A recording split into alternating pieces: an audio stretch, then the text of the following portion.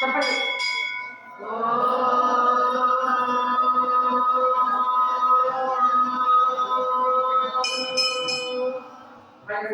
నాతో పాడాలి.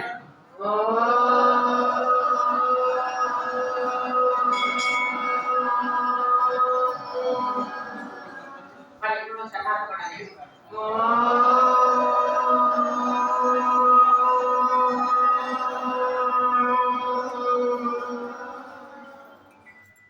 ఇలా ప్రతిరోజు కూడా ఉదయాన్నే చేస్తే పిల్లలు 9 సార్లు 11 సార్లు, పెద్దవాళ్ళు అయితే కొంచెం 25 సార్లు చేయాలి.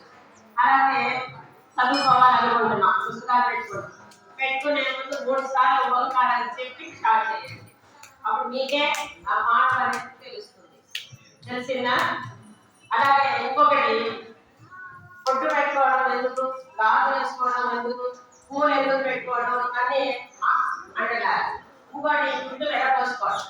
జుట్టు విరపోసుకుని దేవాలయానికి వస్తే మన బయట సరౌండింగ్స్ లో ఉన్న రాక్షస కణాలు మంది చేస్తాయి, అది తెలుసుకోవాలి. ఇంకోటి మనం ఫంక్షన్స్కి వెళ్ళినప్పుడు వెళ్తాం, అక్కడ పెద్ద ఫ్యాన్ పెడతారు, ఆ ఫ్యాన్ లో జుట్టు తిరిగిపోతుంది. కాబట్టి జుట్టు కాస్త కట్టుకోవాలి, స్నానం చేసినా కొంచెం ఉన్న కట్టుకోవాలి. తెలిసిందా? పూర్తి విరపోసుకుని మనం ఎక్కడికి వెళ్ళకూడదు. అది మన భారతీయ సాంప్రదాయం.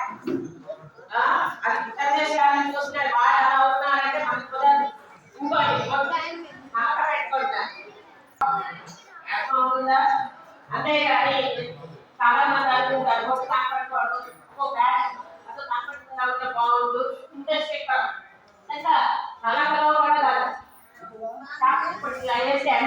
అంత అవునా కాదు. ఇంకోటి గాజులు